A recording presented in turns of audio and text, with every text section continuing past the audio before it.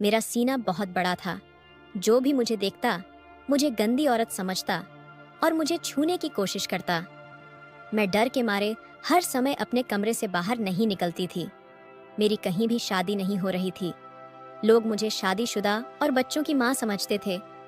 फिर एक दिन एक लड़के ने मुझे पसंद किया, लेकिन शादी की रात जब उसने मेरी कमीज उतारी और मेरा नाम काव्या है, मैं जवानी की दहलीज पर कदम रख चुकी थी। जब मैंने खुद को देखा तो मेरे अंदर का स्त्री सौंदर्य बहुत ज्यादा था। मेरी माँ और बहनें भी मुझे ताने देती थीं। मुझे एक बड़ा दुपट्टा दिया जाता था जिसे मैं संभाल नहीं पाती थी। वह अक्सर मुझसे इधर उधर गिर जाता और जब ऐसा होता मेरी माँ मुझे थप्पड़ मारती और डांट की मैं हैरान होती कि आखिर मुझे क्यों मारा जा रहा है।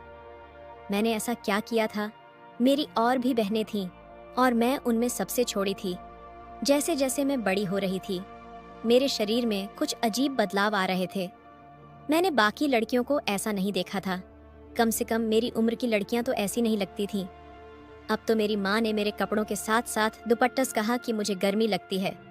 माँ कहती थी, गर्मी गई, भाड़ में इस चादर से अपने आप को ढक रखो, नहीं तो किसी दिन तेरे पीछे कोई मुसीबत हमारे घर आ जाएगी। चांद रात को मेरी सारी बहनें बाजार जाने का कार्यक्रम बना रही थीं। मैंने कहा कि मैं भी चलूंगी। उन्होंने कहा, नहीं, इस समय बाजारों में बहुत भीड़ होती है और हर तरफ आवारा लड़के घूम रहे होते हैं। मैंने कहा, तो क्या हुआ, भीड़ में तो मजा आता है। मुझे भी अपनी पसंद की बैंगल्स और दूसरी चीजें लेनी है।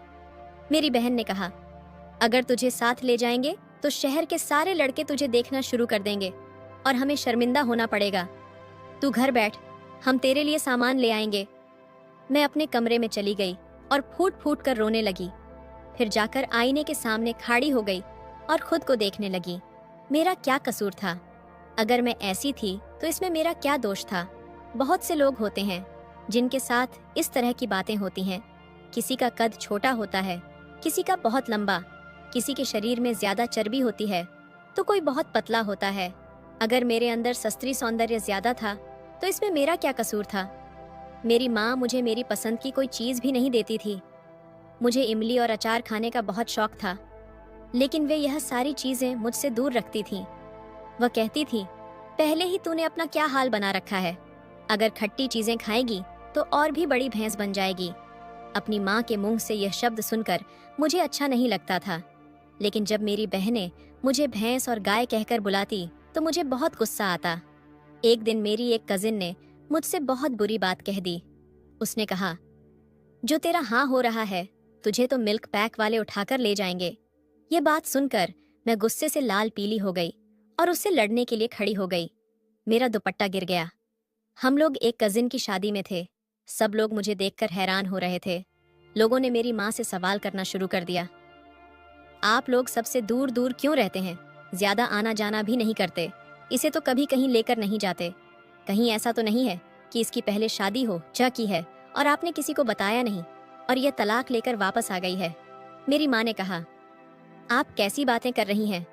मेरी बेटी की शादी नहीं हुई है, ऐसा कुछ नहीं हुआ है। बस उस दिन के बाद से मेरी माँ ने मुझे किसी भी शादी में ले जाना बंद कर दिया। और ये वही उम्र थी जब शादी ब्याह में जाने का बहुत शौक होता है, अच्छे कपड़े पहनकर तैयार होने का, सबको देखने का और मिलजुल कर खाने पीने का। लेकिन अब मेरी माँ ने मुझे कहीं भी ले जाने से तौबा कर थी। धीरे धीरे जब मैं और बड़ी हो रही थी तो मेरी मुश्किलें और भी ज्यादा बढ़ने लगीं। मेरी माँ को हर 4 महीने में मेरे लिए नए कपड़े बनवाने पड़ते थे। अब तो वह मेरे कपड़ों में इतना कपड़ा रखती थी कि अगर कपड़े तंग हो जाएं तो वहीं से सिलाई खोलकर उन्हें बड़ा कर सके।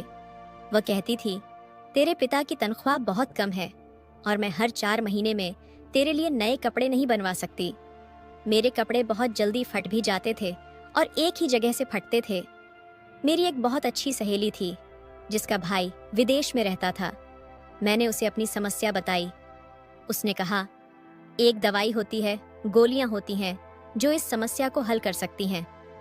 अगर तू वह दवाइयां खा लेगी तो तेरा स्त्री सौंदर्य कम हो जाएगा और तू भी सामान्य लड़कियों जैसी हो जाएगी। यह बात मेरे दिमाग में घर कर गई कि मैं सामान्य नहीं थी। मैंने उससे कहा कि वह मेरी मदद करे और किसी तरह वह दवाइयां मंगवा दे, मैं उसे पैसे दे दूंगी। उसने कहा, पैसों की कोई बात नहीं है, मैं अपने भाई से कह दूंगी। उसने कहा। मैंने पूछा, क्या तुम्हारा भाई सवाल नहीं करेगा? उसने जवाब दिया, मैं बता दूंगी कि मेरी एक दोस्त को चाहिए। अब इतना तो करना ही पड़ेगा। मुझे पहले से ही बड़ी शर्मिंदगी महसूस हो रही थी, क्योंकि जैसे ही वह अपने भाई को बताएगी कि मुझे यह दवाइयाँ चाहिए, उसका भाई समझ जाएगा कि यह मेरे लिए ही मंगवाई जा रही है। मेरा उनके घर में आना जाना था और बचपन से ही मैं सबकी नज़रों में आ जाती थी, क्योंकि मेरा अस्तित्व ही ऐसा था। मैं रात रात भर रोती रहती थी। कहने को मेरी 4 बड़ी बहनें थीं जो माँ की जगह होती हैं, लेकिन उन्होंने कभी मेरे साथ कोई अच्छी बात नहीं की थी। मेरी एक बहन की सगाई हो चुकी थी, 2 बहनों की शादी हो गई थी, घर में रिश्ते आने लगे थे। मेरी एक बहन शादी नहीं करना चाहती थी, वह पढ़ाई कर रही थी। उसने कहा, मैं पहले ग्रेजुएशन कंप्लीट करूंगी, फिर शादी करूंगी। आप काव्या की शादी करवा दीजिए। वैसे भी इस समय उसके जो हालात हैं, उसका रिश्ता हो जाए तो बेहतर है। उसका रिश्ता खोजने में बहुत समय लग जाएगा। मेरी माँ ने कहा, हाँ तुम्हारी बात ठीक है। मैंने कहा, माँ मैं शादी नहीं करना चाहती। माँ ने तीखे स्वर में कहा, और क्या तू पढ़ना चाहती है? पहले ही कॉलेज में तेरी वजह से हमें बातें सुननी पड़ती है, और तुझे भी अब क्या चाहती है कि मैं तुझे नौकरी करने भेजूं ताकि सारा समाज तुझ पर हंसे और हमारी हर जगह बदनामी हो। मैंने रोते हुए कहा, माँ अगर मैं इतनी बुरी हूँ तो मुझे जिंदा ही क्यों रखा है? यह कहकर मैं फूट फूट कर रोने लगी। मेरी माँ ने शक्ति से कहा, ज्यादा ड्रामा करने की जरूरत नहीं है। रविवार को तैयार हो जाना और काले कपड़े पहनना ताकि तेरा शरीर थोड़ा कम दिखाई दे। लड़के वाले आ रहे हैं, अगर तुझे पसंद कर लिया तो तेरी शादी करवा दूंगी। फिर तू जाने, और तेरी आगे की जिंदगी हमें कोई फर्क नहीं पड़ेगा। अपनी मुश्किलों से तुझे खुद लड़ना होगा। माँ ने सख्त लहजे में कहा। एक दिन हमारी फूफी का बेटा, जो हमारा कजिन था, घर आया हुआ था। वह आंगन में बैठा था और मेरी माँ उसके पास बैठकर बातें कर रही थी। मैं आंगन में झाड़ू लगा रही थी। माँ ने जब मुझे देखा तो तुरंत मेरे पास आई और कहा, हट जा, यहाँ से अपने कमरे में चली जा। यहाँ क्या कर रही है? मैंने कहा, माँ मैं झाड़ू लगा रही थी। माँ ने गुस्से से कहा, तू झाड़ू मत लगाया कर, ऐसे काम मत किया कर जिनके लिए तुझे जमीन पर बैठना पड़े। उठ जा यहाँ से। उस लड़के के सामने माँ ने मेरी इतनी बेइज्जती कर दी। वह क्या सोचता होगा? मैं उससे 3 साल बड़ी थी। मुझे बहुत शर्मिंदगी महसूस हुई। मैं भागकर अपने कमरे में गई और रोने लगी। बाद में माँ ने कहा, अपने आप को देखा है, बैल बनती जा रही है। और फिर उसके सामने छार लगा रही थी। तुझे अपना आप दिखाने का शौक है? मैंने कहा, मैंने किसे अपना आप दिखाना था? वह तो छोटा है। माँ ने सख्त स्वर में कहा, छोटा नहीं है, वह जवान है। तू भी जवान है। खबरदार, जो आगे कभी उसके सामने आई तो अब मैं जल्दी से तेरे लिए रिश्ते वालों को बुलाती हूँ। मैं इतनी रोई कि मेरी आंखें सूज गईं। अगले दिन मेरी खाला घर आई। उन्होंने पूछा, तुम्हारी आंखों को क्या हुआ? मैंने कहा, मुझे इन्फेक्शन हो गया है। उन्होंने कहा, तो इसमें कोई दवाई डालो, नहीं तो बढ़ जाएगा। मैं उन्हें क्या बताती कि इस दर्द की कोई दवाई नहीं थी। मैं चुप हो गई। कहती भी तो क्या कहती, अपनी माँ से झगड़ा तो नहीं कर सकती थी। मुझे इस बात का एहसास था कि वह मेरी माँ है, लेकिन शायद वह यह बात भूल गई थी कि मैं भी उनकी संतान हूँ, सबसे छोटी, पर अपने शरीर की बनावट की वजह से सबसे बड़ी लगती थी। शाम को जब मेरे लिए रिश्ते वाले आए तो मैंने काले कपड़े पहन लिए। माँ कमरे में आई और मुझे देखा। मैंने पूछा, माँ कैसी लग रही हूँ? मैं बहुत सुंदर लग रही थी। उन्होंने कहा, यह क्या, इस सूट के साथ यह दुपट्टा क्यों लिया है? मैंने कहा, इसके साथ यही दुपट्टा है। माँ ने कहा, यह तो बहुत छोटा है। फिर उन्होंने मेरी दूसरी बहन से कहा, दूसरा दुपट्टा लाओ जो इस सूट के साथ चल जाएगा। जब मेरी बहन वह दुपट्टा लेकर आई तो वह बहुत बड़ा था। मैंने कहा, माँ मैं इस दुपट्टे को कैसे संभालूं? माँ ने कठोरता से कहा, संभालना पड़ेगा। अपने आप को छिपाकर बैठना, ज्यादा नीचे मत झुकना। उनकी बातें मुझे अजीब लग रही थीं, लेकिन उन्होंने मुझे दुपट्टे में इस तरह लपेट दिया कि बस मेरा चेहरा ही दिख रहा था। फिर कहा, 15 मिनट बाद चाय लेकर बाहर आ जाना। लड़के वाले आ चुके थे। लड़के की माँ, फूफी और दादी आई थीं। वे माँ से बातें कर रही थीं। मुझे मेरी बहन ने आकर खबर दी। उसने कहा, ये लोग जॉइंट फैमिली वाले हैं और उनका घर मर्दों से भरा हुआ है। तेरा वहाँ क्या होगा? तुझे तो अपने आप को ऐसे छिपा कर रखना पड़ेगा जैसे पुराने जमाने में मिस्र के लोग करते थे, जिसमें बस आंखें ही दिखती थीं। वह हंसने लगी और उसकी हंसी की आवाज मेरे दिमाग में गूंज रही थी। 20 मिनट बाद जब मैं बाहर आई तो जाहिर है उन्होंने मुझे देखकर अजीब सा रिएक्शन दिया। जब मैं सोफे पर बैठी तो मेरा दुपट्टा थोड़ा सा खिसक गया। कुछ मैं खुद भी लापरवाह थी और कुछ यह दुपट्टा मुझसे संभल नहीं रहा था। उन्होंने कहा, बहन बुरा मत मानिए, पर क्या आपकी बेटी की पहले शादी हो चुकी है? मेरी माँ ने कहा, नहीं, इसकी शादी कहाँ से होगी, ये तो सबसे छोटी बेटी है। उन्होंने कहा, यह तो शादीशुदा लग रही है, ऐसा लग रहा है कि इसके 2-3 बच्चे हैं। जैसे दूध पिलाने वाली माँओं का हाल होता है वैसी लग रही है। कुंवारी लड़कियां तो ऐसी नहीं लगती, कुंवारी लड़कियां तो दुबली पतली होती हैं। माना कि शादी के बाद औरत का वजन बढ़ जाता है और शरीर की बनावट भी बदल जाती है, लेकिन शादी से पहले मैंने किसी लड़की को ऐसा नहीं देखा। मेरी माँ ने कहा, नहीं, ऐसी तो कोई बात नहीं है, हम आपको कसम देने को तैयार हैं। उन्होंने कहा, नहीं, हमें तो मामला कुछ और ही लग रहा है। हमारा बेटा बड़ा लाडला है और आजकल तो ठीक ठाक लड़कियों को भी लोग मुंह भर भर के बातें बनाते हैं। आपकी बेटी को ब्याह कर ले जाएंगे तो सारी जिंदगी लोगों के सवालों के जवाब देने पड़ेंगे। हम माफी चाहते हैं, हमारे समाज में रिश्ता ठुकराना ऐसे नहीं होता। लोग कहते हैं कि फोन करके बाद में बता देंगे और फिर फोन करके यह कह देते हैं कि हमें आपकी बेटी पसंद नहीं आई, लेकिन उन्होंने तो मुंह पर ही मना कर दिया, वह भी इतने बुरे तरीके से। वे लोग तो चले गए, लेकिन माँ ने मुझे थप्पड़ मारना शुरू कर दिया। उन्होंने कहा, तेरे इतने सारे रिश्ते ठुकराए गए हैं, लेकिन इस बार जो बातें मुझे सुननी पड़ी हैं उन्हें मैं जिंदगी भर नहीं भूलूंगी। अरे, मैं एक अच्छी औरत हूँ, सारी जिंदगी एक अच्छी पत्नी, एक अच्छी माँ बनकर बिताई, और सिर्फ तेरी वजह से ऐसी ऐसी बातें सुननी पड़ रही हैं जो मैंने कभी भी नहीं सुनी थी। मैंने 2 दिन तक खाना नहीं खाया, लेकिन किसी ने मुझसे यह नहीं पूछा। फिर मेरी दोस्त मुझसे मिलने आई और चोरी चोरी मुझे वे दवाइयाँ पकड़ा दी। उसने कहा, तुम्हारी दवाइयाँ आ गई हैं। मैंने कहा, दो मुझे। मैंने इधर उधर देखा और एक साथ ही 3 गोलियां खा ली। मेरी दोस्त घबरा कर बोली, पागल हो गई हो क्या? ऐसे तो तुम्हारी तबीयत बिगड़ जाएगी। मैंने कहा, इससे ज्यादा और क्या बिगड़ेगी, बस मुझे अपने आप को ठीक करना है, मैं जल्दी जल्दी ठीक होना चाहती हूँ। उसने कहा, ये कोई भी बीमारी नहीं है। मैंने कहा, बीमारी नहीं है, पर मेरे लिए यह मुसीबत और तकलीफ बन चुकी है, तुम नहीं समझोगी। बस तुम्हारा बहुत शुक्रिया कि तुमने मेरी मदद की। मेरे कानों में छोटी छोटी सोने की बालियां थीं। मैंने उन्हें उतार कर उसे देने की कोशिश की, क्योंकि मैं उसका एहसान नहीं लेना चाहती थी। उसने कहा, पागल हो गई हो, क्या नहीं चाहिए मुझे, यह बस तुम अपने आप को संभालो। मेरी दोस्त चली गई। मैंने उसके सामने ही कुछ गोलियां एक साथ खा ली थीं। रात को फिर मैंने गोलियां खा लीं। 2 दिन से मैंने खाना नहीं खाया था। जब मैं बाहर निकली तो मेरी तबीयत खराब हो गई और मैं बेहोश हो गई। जब मुझे होश आया तो मैं अपने कमरे में थी। मुझे समझ आ गया कि शायद मैं बेहोश हो गई थी, क्योंकि मैंने खाना नहीं खाया था। चलो, अब तो मेरे घर वालों को मुझ पर थोड़ी दया आ जाएगी। मैंने सोचा, मेरी तबीयत इतनी खराब हो गई थी कि मैं अपने होश से ही बेगानी हो गई थी। लेकिन जैसे ही मेरी माँ कमरे में आई, उन्होंने मुझ पर बहुत गुस्सा किया। मैं हैरान रह गई। मैं तो बिस्तर पर पड़ी थी, मेरी हालत अभी भी खराब थी। उन्होंने यह क्या कर दिया? उन्होंने गुस्से में कहा, बेशर्म, तुझे शर्म नहीं आती? ये कौन से बाहर के देश से तूने गोलियां मंगवाई हैं? ये कैसी गोलियां हैं जो तू खा रही है? और इन्हीं की वजह से और इन्हीं ही वजह से तेरा ये हाल हुआ है। इसका मतलब तेरे इरादे कुछ और हैं। तू जानबूझकर सबको दिखा रही है कि तेरे पास बहुत धन दौलत है। मैं बड़ी मोटी ताजी लड़की हूँ, तुझे शर्म नहीं आती? ये सब करते हुए मुझसे यह उम्मीद नहीं थी। कुछ भी किया होता, पर यह सब नहीं करना चाहिए था। मैं माँ की तरफ देख भी नहीं रही थी, बस चुप रही। माँ ने वो दवाइयाँ बाथरूम में फेंक दी और उन पर पानी डाल दिया। उन्होंने कहा, अगर आगे से तूने इस तरह की हरकत की तो किसी विदुर 4 बच्चों के बाप से तेरी शादी करवा दूंगी। फिर संभालती रहना गैरों के बच्चे। 2 हफ्ते तक पूरे घर में किसी ने मुझसे बात नहीं की।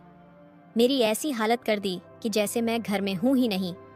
कोई मुझसे खाना भी नहीं पूछता था, नहीं कोई बात करता था। ऐसा लगता था जैसे मैं मानसिक रोगी बन गई हूँ, पागल हो गई हूँ। फिर मेरे लिए एक रिश्ता आया। लड़के की माँ मुझे देखने आई थी, लेकिन वह अंधी थी। उनके साथ उनकी एक भांजी भी थी। भांजी ने उनकी ओर देखते हुए कहा, लड़की अच्छी है, हमें पसंद है। मैं चुपचाप बैठी रही, कोई बात नहीं की, बस खुद को चादर में छुपा कर रखा। मेरी बहनें हंसने लगीं। एक ने कहा, अगर तुम्हारी सास की आंखें होती तो वह कभी भी तुम्हारे लिए हाँ नहीं करती। और जो लड़की साथ आई थी उसकी उम्र तो कम थी, उसे क्या पता कि तुम्हारे क्या हालात हैं। अब मैं किसी भी बात का जवाब नहीं देती थी। मैंने अपने लिए लड़ना छोड़ दिया था, क्योंकि मुझे पता था कि अभी मेरे सामने एक और जंग थी। मेरे पति ने भी मुझे बातें सुनानी थी। उसने भी कहना था, तुम्हारी पहले शादी हुई है, क्या तुम बच्चों को दूध पिलाती रही हो, या तुम्हारे कोई बच्चे हुए हैं। मुझे ये सब सुनने की आदत हो गई थी। जब मेरी शादी की तैयारियां हो रही थीं, तो मेरे लिए कपड़े बनकर आ रहे थे। मेरी सास बहुत अच्छी थी, बहुत प्यार से बात करती थी। उन्होंने कहा, कपड़े पहनकर एक बार देख लो। मेरी बहन के मुंह से निकल गया, अभी तो शायद पूरे आ जाएं, लेकिन बाद में तो इन्हें ढीला करवाना ही पड़ेगा। शायद 1-2 हफ्ते बाद ही ढीला करवाना पड़े। मेरी सास ने कहा, ऐसी बातें क्यों कर रही हो, जरूर मजाक कर रही हो, लेकिन होने वाली दुल्हन के साथ ऐसे मजाक नहीं करते।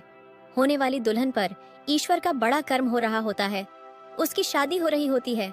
जब वह विदा होती है और अपने घर में कदम रखती है, तब जो भी दुआ करें पूरी हो जाती है। उसका दिल मत दुखाओ। मैंने अपनी सास की तरफ देखा तो हैरान रह गई। मेरी बहन का चेहरा ऐसा हो गया जैसे उसकी बेइज्जती हो गई हो। पहली बार ऐसा लगा कि किसी ने मेरा साथ दिया है। लेकिन वह तो आंखों से अंधी थी। अगर मुझे देख लेती तो शायद कभी भी मेरा साथ ना देती। मैंने अपने पति की तस्वीर देखी थी। वह शक्ल से बहुत सेल लग रहा था। अब मुझे डर लगने लगा था। मेरी सास ने भी बताया था कि उनका एक ही बेटा है, बहुत भावुक है, जल्दी गुस्सा हो जाता है, इसलिए कोई अच्छी और सब्र करने वाली लड़की चाहिए थी। मेरी विदाई के वक्त मैं बिल्कुल खामोश थी। ऐसा लगता था जैसे कोई जिंदा लाश हूं। अब मैं अपने कमरे में बैठी थी। आज मेरी सुहागरात थी। पति आने वाले थे। मुझे पता था कि वह भी मुझे देखकर उल्टी सीधी बातें करेंगे, पर मुझे सब सुननी होंगी और सारी जिंदगी ये सब कुछ बंद करना होगा। मेरे पति ने जैसे ही कमरे में कदम रखा, मैं डर गई। उसने अपनी शेरवानी उतारकर एक तरफ रख दी और अब वह केवल कमीज में था। उसने आकर मेरा घूंघट उठाया और कहा, फिर बोला, आप बहुत खूबसूरत हैं। मैं हैरान हुई कि अभी सब कुछ सामान्य तरीके से क्यों चल रहा था। फिर उसने मेरे सामने मुंह दिखाई का तोहफा रखा और कहा, आपको अपना तोहफा पसंद आया? फिर वह मुझसे बातें करने लगा। आज से हमारी जिंदगी की शुरुआत हो रही है। हम एक दूसरे का साथ देंगे, हमेशा एक दूसरे के साथ खड़े रहेंगे। आप मुझे बहुत अच्छी लगी हैं। मुझे ऐसा लगता है कि आपके साथ मेरी जिंदगी बहुत अच्छी गुजरेगी। रात भी बीत गई और अगला दिन आ गया। मेरा पति अभी सामान्य ही था। फिर एक दिन वह किसी से फोन पर बात कर रहा था। शायद कोई उसे शादी की बधाई दे रहा था। मैंने उसकी बातें सुन ली। वह कह रहा था, ईश्वर का बहुत कर्म है, बहुत अच्छी। हम सफर मिली है, बहुत खूबसूरत है, बहुत खुश हूं मैं उसके साथ। मुझे ऐसा लगता है कि मेरी जिंदगी बहुत अच्छी गुजरने वाली है। ऐसी औरत तो हर आदमी को चाहिए होती है। मेरे तो सपने पूरे हो गए। मैंने हमेशा से ऐसी ही पत्नी मांगी थी, जो इतनी ही खूबसूरत हो, और फिर बीवी आपकी पसंद की हो तो जिंदगी तो अच्छी ही गुजरती है। मैं हैरान हुई कि मैं उसकी पसंद की हूँ और उसे ऐसी ही पत्नी चाहिए थी। शादी के 3 दिन बाद मेरी माँ ने हमारे लिए दावत रखी। मैं अपने पति के साथ घर में दाखिल हुई तो मेरी माँ ने तुरंत मुझसे पूछा, ये कैसे कपड़े पहन रखे हैं? ऊपर कोई बड़ा दुपट्टा करना था। मैंने कहा, इसकी जरूरत नहीं है। जो दुपट्टा सूट के साथ था वही मैंने अच्छे से किया हुआ है और मेरे पति को ऐसे ही पसंद है। माँ ने मुझे हैरान होकर देखा और कहा, तेरा पति तुझे 1 हफ्ते में वापस छोड़ देगा। मैंने कहा, 1 हफ्ते में क्या पूरी जिंदगी भी नहीं छोड़ेगा? मेरे पति ने मेरी माँ को देखा और कहा, क्या बात है आंटी, कोई परेशानी है? उन्होंने कहा, नहीं बेटा, हम खाना खाने बैठे तो मेरी बाकी बहनें भी मौजूद थीं। मेरे पति ने उनके सामने मेरी बहुत तारीफ की। उसने कहा, जब से काव्या मेरी जिंदगी में आई है, मेरी तो जिंदगी पूरी हो गई है। मैं बहुत खुश हूँ। वह मेरा बहुत ख्याल रख रहा था। हम लोगों ने एक ही प्लेट में खाना खाया। फिर वह मुझे बाहर घुमाने ले गया। उसने मुझे कोई बड़ी चादर ओढ़ने के लिए भी नहीं कहा। उसके पास गाड़ी थी। उसने कहा, गाड़ी में ही तो बैठना है। वह बहुत अच्छे तरीके से पेश आ रहा था। बार बार मेरी तरफ देखकर मुस्कुराता था। मेरे कान में कुछ बातें कहता। फिर हम दोनों हंसते। कभी मुझे फ़ोन में हमारी शादी की कोई तस्वीर दिखाता। मेरी माँ और मेरी बहनें यह सब देख रही थीं और उनके चेहरे अजीब हो गए थे। वह हैरान हो रही थी कि उसका पति तो उसे हाथ का छाला बनाकर रख रहा है, और यह सिर्फ शादी के शुरू में नहीं हुआ था। आज हमारी शादी को 6 साल हो गए हैं और मेरे 2 बच्चे हो चुके हैं। आज भी मेरे पति का रवैया मेरे साथ वैसा ही है। हम लोग बहुत खुश हैं। शायद मर्दों को इन सब बातों से फर्क नहीं पड़ता और उन्हें यही सब अच्छा लगता है। ईश्वर का कर्म है कि मेरी माँ और बहनों ने तो मेरे दिल पर बहुत जख्म दिए, पर मेरे पति ने वे सारे जख्म भर दिए। मुझे एक अच्छा पति मिला जो मेरा बहुत ख्याल रखता है। उसने आज तक कभी मुझे ऐसी कोई बात नहीं कही जिससे मुझे अपना आप छोटा या हीन महसूस हो। मैं उसके साथ बहुत खुश हूँ। उसकी माँ एक बहुत अच्छी औरत है और उन्होंने उसकी बहुत अच्छी परवरिश की है। उन्होंने उसे औरत की इज्जत करने वाला मर्द बनाया है और यह कोई छोटी बात नहीं है। दोस्तों, आपको ये कहानी कैसी लगी कमेंट करके ज़रूर बताएं। अगर आपको ये कहानी पसंद आई हो तो इसे लाइक करें और अपने दोस्तों के साथ शेयर भी करें। ऐसी ही नई और दिलचस्प कहानियों के लिए हमारे चैनल को सब्सक्राइब करें और हाँ, बेल आइकन दबाना ना भूलें ताकि आप हमारी कोई भी कहानी मिस ना करें। हम फिर मिलेंगे एक नई कहानी के साथ। धन्यवाद।